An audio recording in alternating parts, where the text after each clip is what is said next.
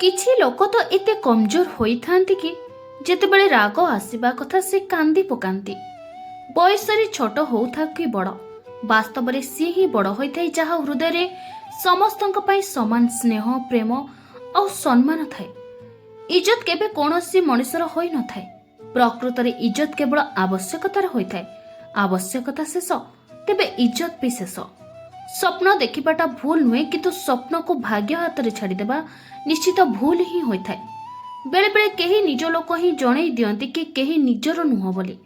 ଯଦି ଆପଣ ପ୍ରଥମ ଥର ଚେଷ୍ଟା କରି ବିଫଳ ହୋଇଛନ୍ତି, ତେବେ ଆପଣଙ୍କ ପାଇଁ ଏହା ଗୋଟିଏ ବଡ଼ କଥା। ଆପଣ ସେହି ମହାନ ବ୍ୟକ୍ତିତ୍ୱମାନଙ୍କ ସହ ସମାନ, କାରଣ ଇତିହାସ ରଚିଥିବା ପ୍ରତ୍ୟେକଟି ମହାନ ଆଦର୍ଶମାନେ ପ୍ରଥମ ଥରେ ବିଫଳ ହୋଇଥିଲେ।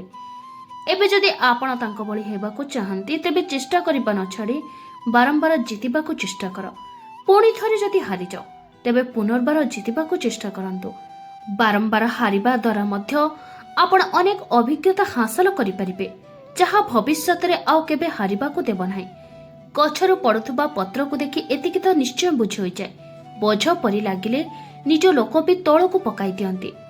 ଗୋଟିଏ ଇଚ୍ଛା ଥିଲା ତୁମ ସହ ଜୀବନ ବିତେଇବାର, ନହେଲେ ଭଲ ପାଇବା ନା କାହା ସହ ବି ହୋଇପାରିଥାନ୍ତା। କେବଳ ହାତ ଧରିଦେଲେ ଭଲ ପାଇବା ହୋଇଯାଏନି। ଏମିତି ସାରା ଜୀବନ ପାଖାପାଖି ରହିବାର କଥା ଦେବାକୁ ପଡ଼ିଥାଏ।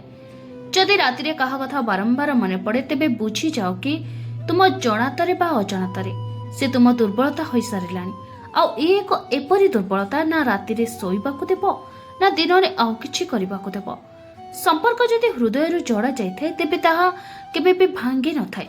ଆଉ ଯଦି ଆବଶ୍ୟକତାରୁ ଯୋଡ଼ା ଯାଇଥାଏ, ତେବେ ଯେତେ ବାନ୍ଧି ରଖିଲେ ବି ତାହା ଛିଣ୍ଡି ଯାଇଥାଏ। ଜୀବନରେ ଅଧିକ ସମ୍ପର୍କ ରଖିବା ଜରୁରୀ ନୁହେଁ, କିନ୍ତୁ ଯେଉଁ ସମ୍ପର୍କ ଅଛି ସେଥିରେ ଜୀବନ ଥିବା ଜରୁରୀ।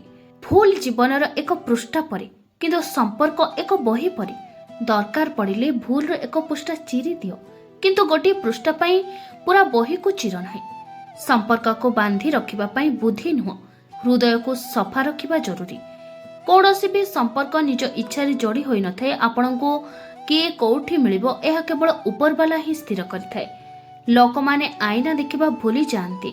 ଯଦି ଆଇନାରେ ଚିତ୍ର ଜାଗାରେ ଚରିତ୍ର ଦେଖାଯାନ୍ତା, ଏ ଦୁନିଆରେ ଯିଏ ନିଜ ଦୁଃଖ କଷ୍ଟକୁ ଲୁଚେଇବା ଶିଖିଗଲା, ସେ ହିଁ ବଞ୍ଚିବା ଶିଖିଗଲା। ଯଦି ଆପଣଙ୍କୁ ଏହି ଭିଡ଼ିଓଟି ଭଲ ଲାଗିଥାଏ, ତାହେଲେ କମେଣ୍ଟରେ ନିଶ୍ଚିତ ଜୟ ଶ୍ରୀକୃଷ୍ଣ ଲେଖିବେ। ଜୟ ଶ୍ରୀକୃଷ୍ଣ।